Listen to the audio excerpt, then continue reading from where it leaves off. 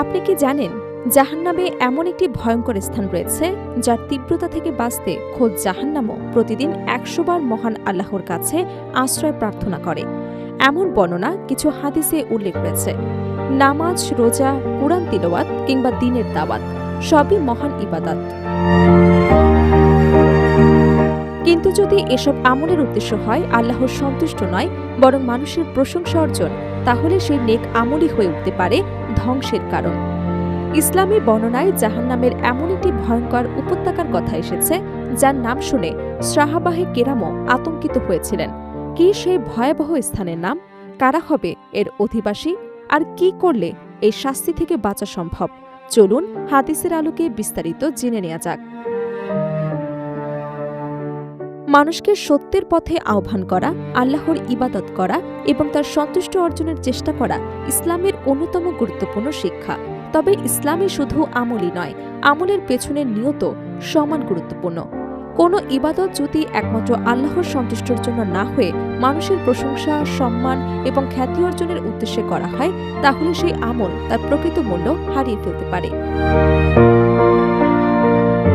হযরত আবু হুরায়রা রাদিয়াল্লাহু তাআলা থেকে বর্ণিত একটি হাদিসে জাহান্নামের একটি ভয়ঙ্কর উপত্যকার কথা উল্লেখ করা হয়েছে, যার নাম জুব্বুল হুজন। আরবি ভাষায় হুজন শব্দের অর্থ শোক, দুঃখ বা গভীর কষ্ট। কিছু বর্ণনা এসেছে এই উপত্যকার ভয়াবহতা এতটাই কঠিন যে জাহান্নামও প্রতিদিন বহুবার আল্লাহর কাছে তা থেকে আশ্রয় প্রার্থনা করে। এ বর্ণনায় রাসূল সাল্লাল্লাহু আলাইহি ওয়াসাল্লাম সাহাবীদের এই স্থান থেকে আল্লাহর কাছে আশ্রয় চাইতে উৎসাহিত করেন। সাহাবায়ে কেরাম যখন জানতে চাইলেন এই ভয়ঙ্কর স্থানে কারা নিক্ষিপ্ত হবে, তখন বর্ণনা এসেছে যে রাসূল সাল্লাল্লাহু আলাইহি সাল্লাম সতর্ক করেন, যেসব আলেম, কারি বা দ্বীনের সেবায় নিয়োজিত ব্যক্তি আল্লাহর সন্তুষ্টর পরিবর্তে মানুষের প্রশংসা, সম্মান বা খ্যাতি অর্জনের উদ্দেশ্যে আমল করেন, তাদের জন্য এ ধরনের শাস্তির সতর্কবার্তা রয়েছে। অর্থাৎ বাহ্যিকভাবে নেক আমল হলেও যদি তার উদ্দেশ্য বিশুদ্ধ না হয়, তবে তা আল্লাহর কাছে গ্রহণযোগ্য নাও হতে পারে। ইসলামে এই লোক দেখানোর প্রবণতাকে রিয়া বলা হয়। রিয়া এমন একটি আধ্যাত্মিক ব্যাধি যা মানুষের ভালো আমলকে নষ্ট করে দিতে পারে। এ কারণেই বহু হাদিসে রিয়াকে অত্যন্ত বিপজ্জনক হিসেবে বর্ণনা করা হয়েছে। একটি সহিহ হাদিসে রাসূল সাল্লাল্লাহু আলাইহি সাল্লাম রিয়াকে ছোট্ট শিরক বলে সতর্ক করেছেন, কারণ এতে মানুষ তার ইবাদতের মাধ্যমে আল্লাহর পরিবর্তে মানুষের সন্তুষ্টি বা প্রশংসা কামনা করেন। ইসলামী চিন্তাবিদরা বলেন, ইখলাস বা একনিষ্ঠতা ছাড়া কোনো ইবাদতের প্রকৃত সৌন্দর্য পূর্ণতা পায় না। নামাজ, রোজা, দান সাদকা এবং কুরআন তিলাওয়াত কিংবা দ্বীনের দাওয়াত সব ক্ষেত্রে নিয়ত হতে হবে একমাত্র আল্লাহর সন্তুষ্ট অর্জন।